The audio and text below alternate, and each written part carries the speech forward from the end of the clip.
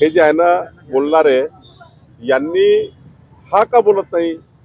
तुम्ही तुमच्यावर अंगावर आलं कुठली गोष्ट की ते भाजपचे ईडी सीबीआय हे काढता, तुम्ही हे का जाहीर कबूल करत नाही की हो सचिन वाजेंनी म्हटलं की आमची नार्को टेस्ट करा, तुम्ही तयार व्हा ना. तुम्ही स्पष्ट बोला ना की होय मी तयार आहे, मी कुठल्याही चौकशीला तयार आहे. म्हणजे राज्याच्या जनतेसाठी किमान अभिमानाची बाब राहील.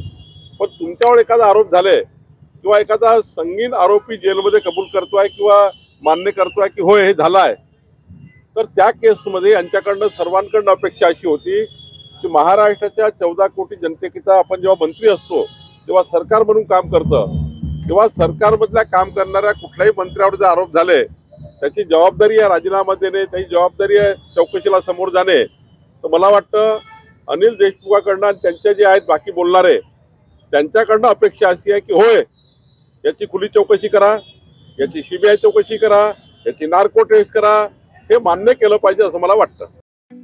ठळक घडामोडींसाठी देशोन्नती न्यूज चॅनलला सबस्क्राईब करा आणि बेल आयकॉन प्रेस करा.